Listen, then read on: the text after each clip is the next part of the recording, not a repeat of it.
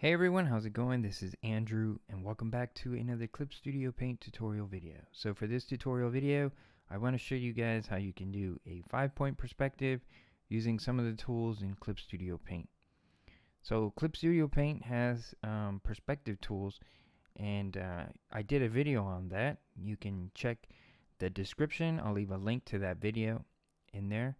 But it does not have a tool to do 5-point perspective. Now, I also did a video where Clip Studio Paint has a filter that gives you a fisheye filter. I'll leave a link to that video in the description as well. And it's kind of the same thing, but if you wanted to do the fisheye look or the 5-point perspective, this is how you can do it manually, I guess. So the fisheye perspective works best when it's a perfectly square canvas. So that's kind of what I'm going to do now. I'm going to work in pixels, so I'm going to go pixels, and I'm just going to pick a random number. It can be any number you want, but I'm going to go 4,000 by 4,000. All right. And then of course you can work in any resolution you want. We won't need the blue drafting lines. Alright, so there it is. There's a canvas that's a perfect square, 4,000 by 4,000 pixels, 600 DPI. Again, you can work in any DPI you want. I would recommend 300 or above.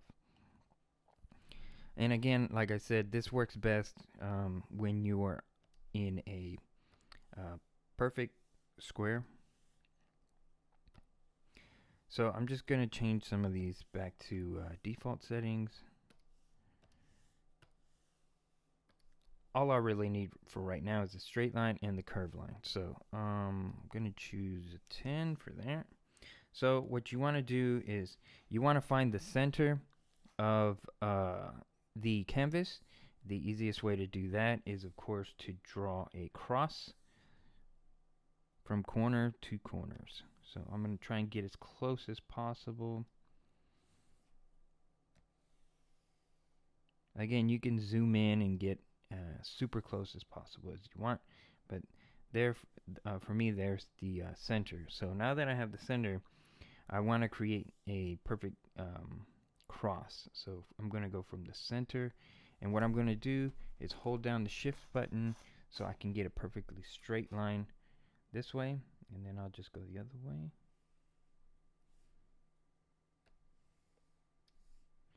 So just like that.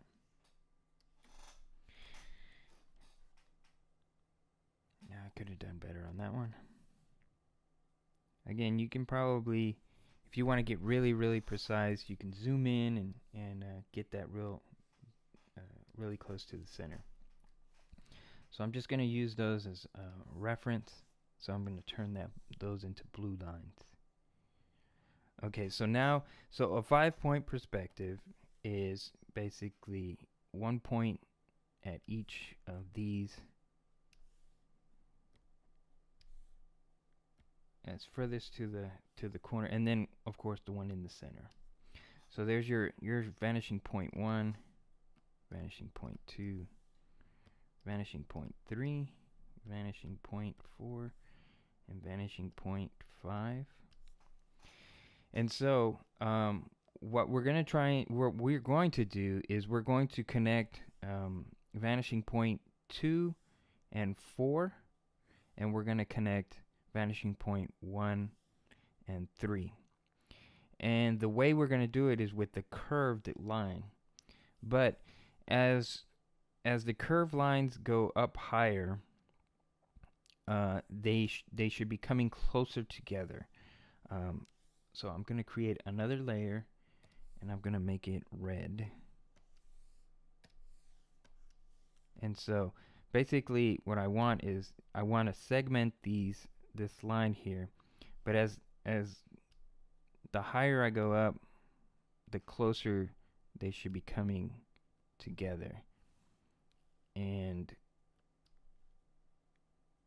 I want it to stretch out as far as possible, but As you can see, I didn't get quite up there, so what I'm going to try and do is just manipulate this by making it bigger.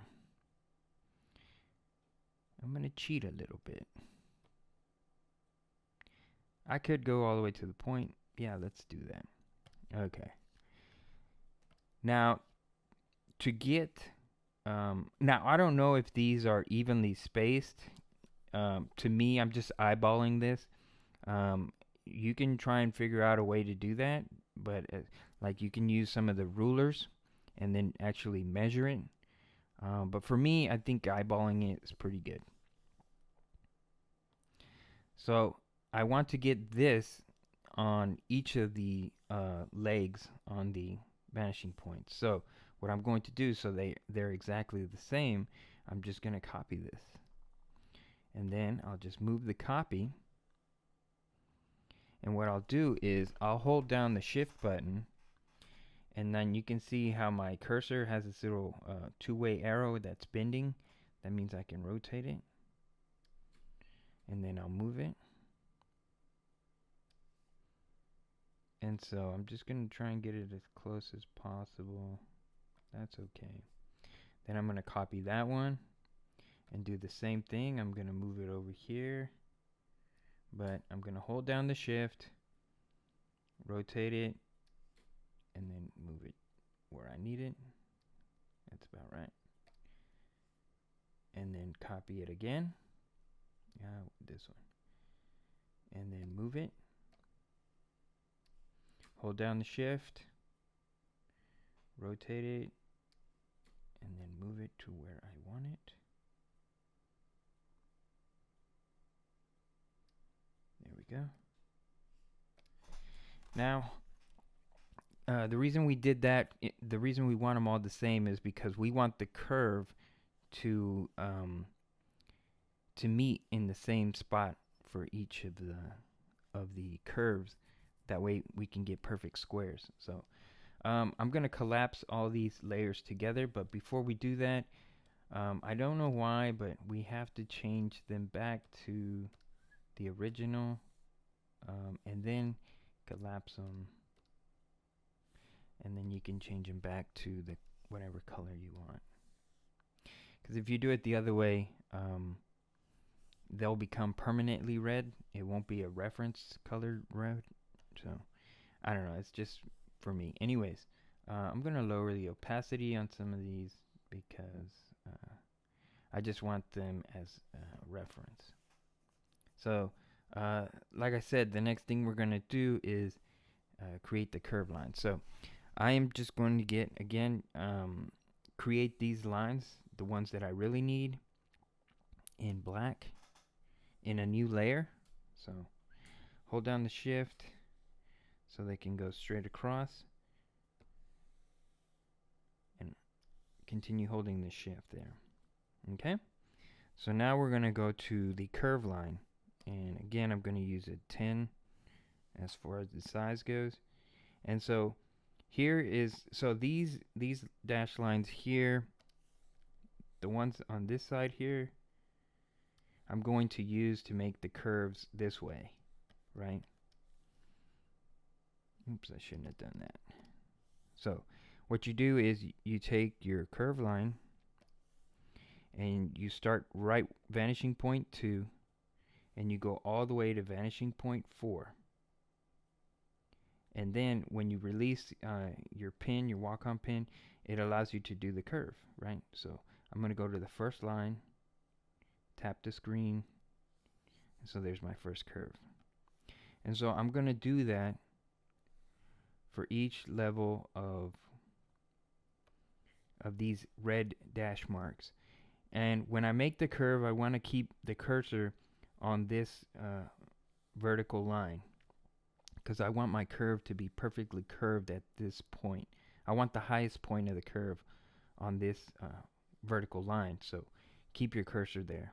So I'm going to speed this up so you guys don't have to sit here and watch me do all this. So I'll be back when I've completed. Alright, so when you're done with the horizontal lines, which is from vanishing point 2 to vanishing point 4. You should have something that looks like this. Now you can see that this bottom section here, right below vanishing point 5, this bottom section here is not as wide as the one above it. So the measurements were kind of off there, but again, this is just a reference for me to work with. It's not to be completely exact. But now what we're going to do is now we're going to do the vertical lines, and that's going to go from vanishing point 1 to vanishing point 3, and we're going to do the same thing. You can start it from the actual point or where the line intersects the cross here. It really doesn't matter. I'm going to start from the point. Again, these are just going to be for reference, so when you start drawing. And so we're going to go from vanishing point 1 all the way down to vanishing point 3, and then bend the curve out. I'm going to go all the way over to the last point over here, which is around there. That's good.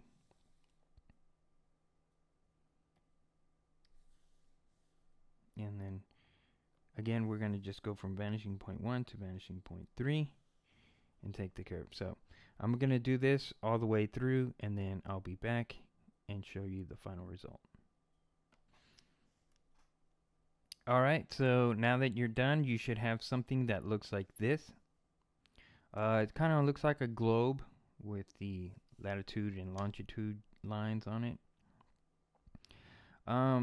It's not exactly perfect. You can see up here in the corners here, the line kind of curves more than the other. Like the horizontal and the vertical lines don't curve at a perfect circle kind of curve. So you kind of don't want that. If I'd have used a circle to make these lines, it wouldn't have matched up.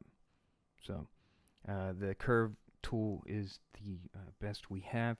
So anyways, most of your pictures should be more closer to the center in my opinion. So anyways, so yes, this was a lot of work. So now if you can take the two blue and red reference layers, you can turn them off so that it won't distract you so much.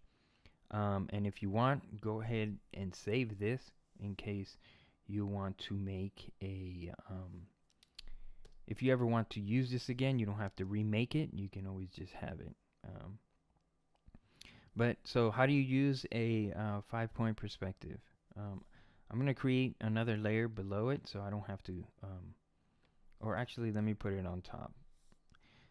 And I'm going to turn this into a blue line. So there you go. And so we have, let me just redraw the points again. Up here, left, right, and below. Those are your points there. So let's say you want to make a cube over here on the side.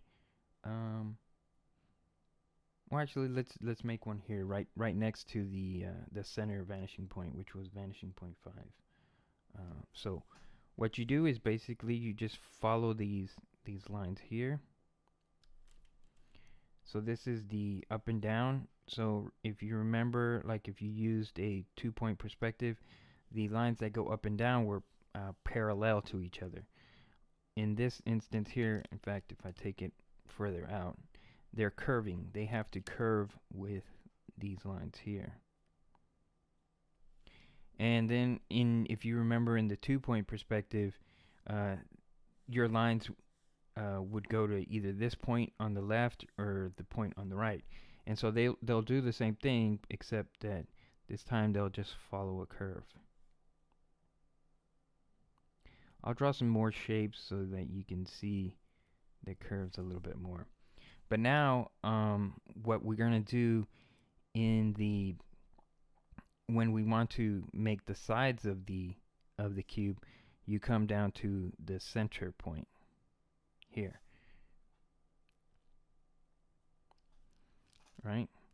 but we don't want it to go all, we don't want our cube to go all the way to the vanishing point, right? We just want it to have, let's say we want it to be this thick here. So instead of going straight down, remember all the lines that go up and down have to conform to this curve. So there's no guideline here, so what you would have to do is from this vanishing point, kind of like create or imagine in your head, if you can see it in your head. So you would have a line that goes something like this. And so now you can kind of erase these. I'll just erase that too. And so that's how you create a cube in 5-point perspective. You have to follow the curves of, like, everything's going to be curved. So I'm going to create another one over here, but this time I'm going to put it above the horizon line. Well, you kind of have two horizon lines, one vertical, one horizontal, but so that you can see kind of like the bottom of the square. So I'm going to make the square here, and the face of it is going to be very, very curved, right? And it's going to be kind of long. In fact, let me zoom in a little bit. So I'm going to follow this line here. In fact, I'll just take it up to here.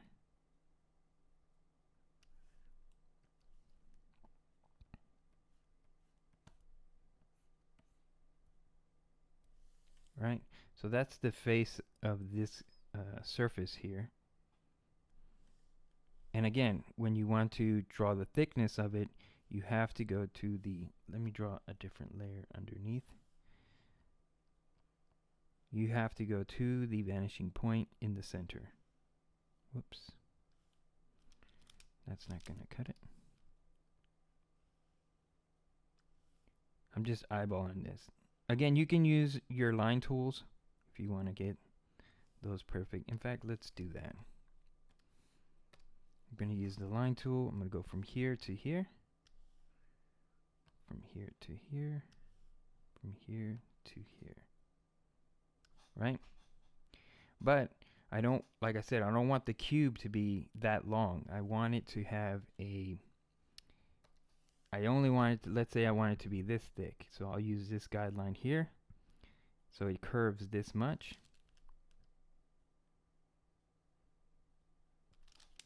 And then it'll, since this point touched here, it's going to curve this way now.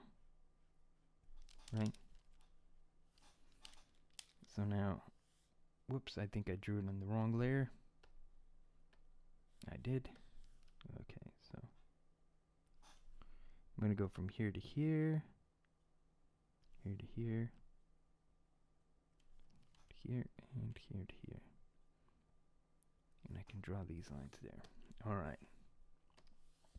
So there, now you can see the bottom of the cube, the side of the cube, and the face of the cube here. And it's all conforming to the 5 perspective points. And so, as you can see, as it comes further out of this sphere, this distance here should be shrinking. This distance here is not as wide as this, but in reality, they're the same. They're supposed to be the same distance. So that's 5-point perspective using Clip Studio Paint line tools. You kind of, like I said, you have to make it yourself, but if you make it once, you can save this, and that way if you ever need to use it again, you can just pull it out.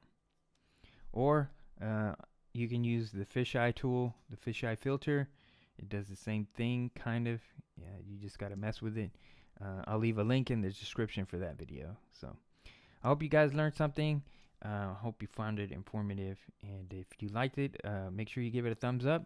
It helps with the algorithm so more people can see the video. And if you haven't subscribed, please consider subscribing. I make Clip Studio Paint tutorial videos like this one. And yeah, I will see you guys in the next one.